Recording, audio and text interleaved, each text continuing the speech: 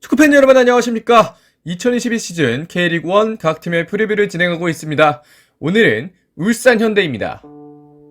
2022 시즌 프리뷰 다음 순서로 진행됩니다. 먼저 팀 개요를 간단하게 살펴보고요. 그 다음 지난 시즌 마지막 경기 라인업, 다음 주요 인앤아웃, 이번 시즌 예상 라인업과 주목 포인트, 마지막 한 주일 예상으로 이어집니다. 먼저 팀 개요 간단하게 살펴보겠습니다. 지난 시즌 울산현대는 홍명보 감독과 이청용 주장 체제로 시즌을 마무리했습니다. 아직 이번 시즌 주장단은 나오지 않은 상태인데요. 전년도 순위는 K리그1 2위였습니다. 21승 11무 6패를 기록하면서 64득점 41실점으로 득점과 실점 모두 2위를 차지했습니다. 이제 지난 시즌 마지막 경기 라인업 보겠습니다. 지난 시즌 마지막 경기 라인업, 골키퍼 수비진부터 보겠습니다. 골키퍼 조현우 선수였습니다. 조현우 선수는 49경기 4,500분의 출전 시간을 소화했고요.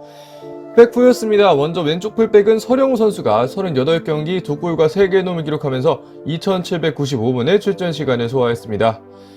오른쪽 풀백 김태환 선수가 45경기 7개의 도움 기록하면서 3,949분의 출전 시간을 소화했고요. 센터백 조합은 임종훈과 김기희였습니다. 제대한 임종훈 선수는 19경기 동안 한 골을 기록하면서 총합 1,451분의 출전 시간을 소화했고요. 김기희 선수가 48경기 2골과 1개의 도움을 기록하면서 4,067분이라는 긴 출전 시간을 소화했습니다. 이런 백포라인은 차후 시즌도 어느 정도 유지가 될 것으로 보입니다. 이제 미드필더진과 공격진 보겠습니다. 먼저 2명의 수비형 미드필더를 놨습니다. 원두재 선수와 박용호 선수가 출전을 했는데요. 원두재 선수는 36경기 1골과 1개의 도움을 기록하면서 출전시간 2,953분, 역시 제대했던 박용호 선수가 17경기 978분의 출전시간을 소화했습니다. 그리고 공격형 미드필더 자리에는 이번 시즌 최고의 미드필더였죠? 이제는 지난 시즌이네요. 지난 시즌 최고의 미드필더였던 박호 선수가 44경기 14골과 5개의 도움을 기록하면서 3,165분의 출전 시간을 기록했습니다. 왼쪽 윙어는 이청용 선수였습니다. 이청용 선수는 34경기 3골과 3개의 도움을 기록하면서 1,668분을 소화했는데요. 아무래도 본인에게 걸었던 기대보단 조금 출전 시간이 적었기 때문에 차후 시즌에는 어떤 활약을 보일지 기대하는 팬분들 많을 것 같습니다. 오른쪽 윙어 이동준 선수였습니다. 37경기 12골과 5개의 도움을 기록하면서 2,446분의 출전 시간을 소화했습니다. 원톱 오세훈 선수였습니다. 오세훈 선수는 29경기 10골과 4개의 도움을 기록하면서 1,876분의 출전 시간을 소화했는데요. 오세훈 선수 지난 12제 스퍼스와의 이적설이 있었습니다만 이적하지 않는다는 이야기가 더 많이 들리고 있는 상황입니다. 이제는 주요 인앤아웃 함께 알아보겠습니다.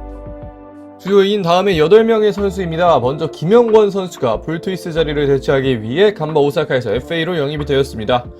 그리고 오인표 선수가 라스크린츠 FA 유니우스 5를 거쳐서 다시 한번 울산현대로 완전 이적을 하게 되었고요.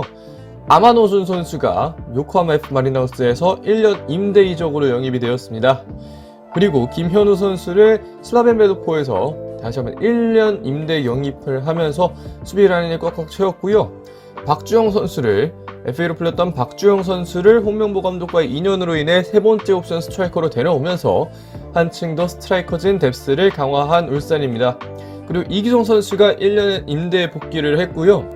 김재성 선수도 민동환 선수와 함께 각각 충남 아산 수원FC에서 임대 복귀를 완료했습니다.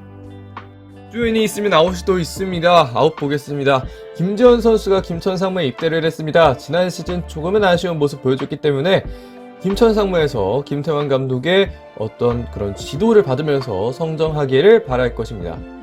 김태현 선수가 베갈타 샌다이로의 임대가 확정이 됐습니다. 오피셜이 났고요. 김태현 선수의 이적 그곳에서 조금 더 발전을 해서 온다면 차후 시즌에 울산현대에서 센터백진에 많은 도움을 주지 않을까라는 생각을 하게 됩니다. 그리고 볼트위스 선수가 계약 만료로 팀을 떠났습니다. 볼트위스 선수는 수원 삼성과의 오피셜이 난 상황이고요. 아무래도 좀 좋은 센터백이기 때문에 울산이 수원을 상대할 때 조금은 어려움을 겪지 않을까라는 생각을 합니다. 그리고 미드필더 윤빛가람 선수가 이적료를 받고 제주유나이티드로 이적을 했습니다. 아무래도 윤빛가람 선수에게 제주유나이티드는 어떤 축구적인 고향과 같은 곳이기 때문에 본인에게 조금 더 마음이 편한 곳으로 이적을 했다라고 여러분들 생각해 주시면 될 것 같고요. 그리고 배재호 선수가 서울 이랜드로 이적을 했습니다. 아무래도 출전 기회가 조금 한정되어 있었던 상황이기 때문에 배재호 선수도 출전을 해야 했고, 그에 따라서 K리그2 서울 이랜드로 이적을 하게 됐습니다. 서울 이랜드에서 김인성 선수와 다시 한번 한솥밥을 먹게 된 배재호 선수입니다. 그리고 홍철 선수가 이적을 했습니다. 지난 시즌 말미에 조금 불미스러운 사건으로 인해서 울산현대에서 출전 기회를 받지 못했던 홍철 선수인데요.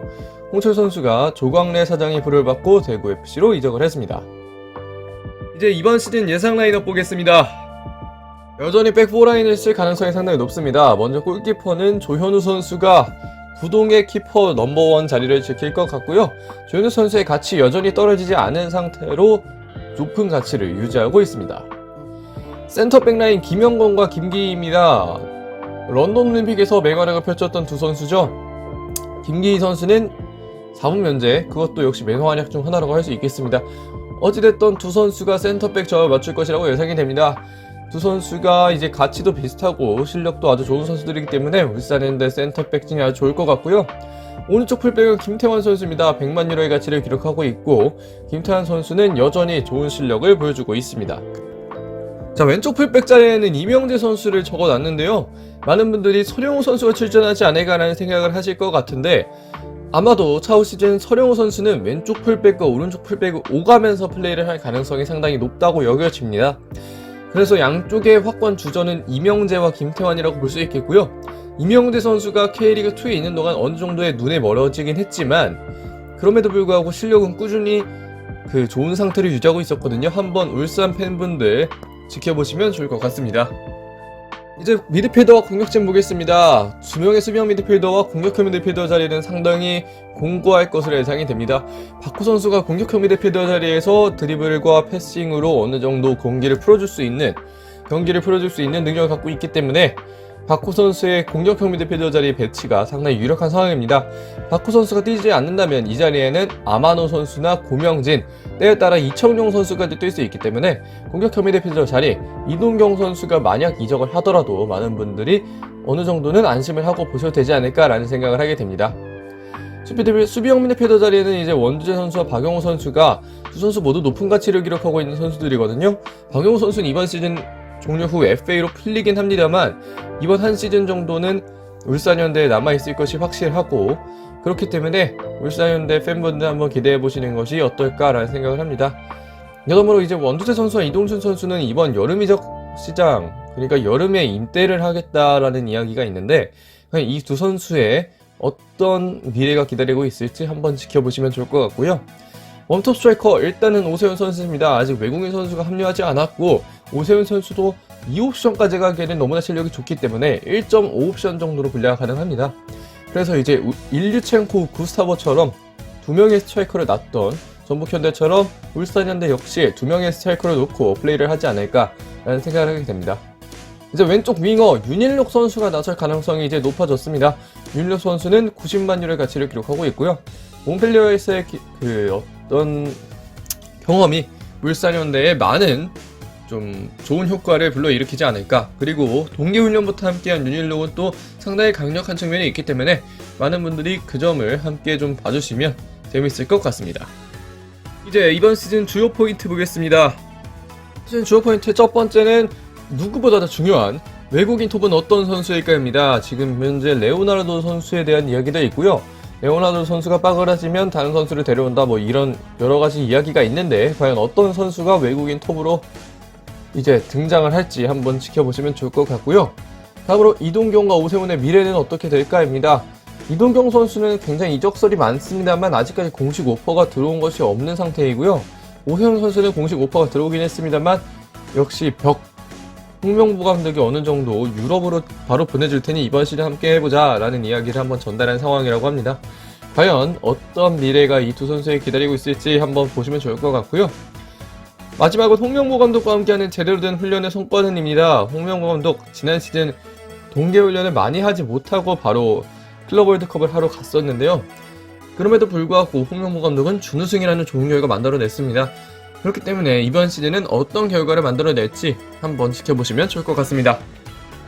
이제 한 줄 예상 해보겠습니다. 한 줄 예상, 이번에는 우승입니다. 홍명보 감독과 선수단 모두 우승을 바라고 있을 텐데요.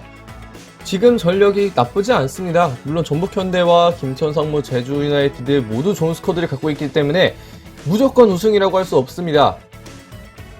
그러나 우승에 도전할 수 있는 전력이면 분명합니다. 외국인 스트라이커가 이번에 좋은 활약을 해준다면, 그렇다면 우승에 한 발짝 더 다가설 수 있지 않을까라는 생각을 하게 되고요. 과연 어떤 성적을 거두게 될지 울산 팬분들과 축구 팬분들 함께 봐주시면 고마울 것 같습니다. 이번 영상 여기까지입니다. 고맙습니다.